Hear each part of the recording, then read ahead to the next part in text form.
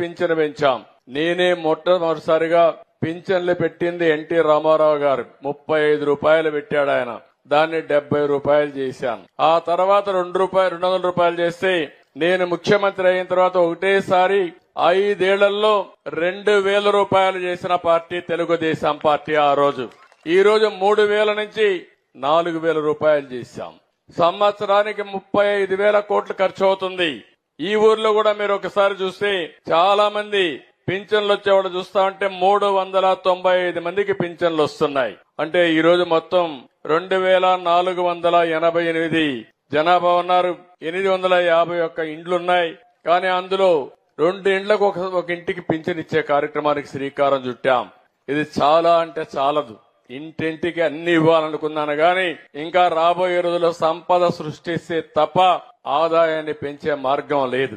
అందుకని ఒకేసారి మీరు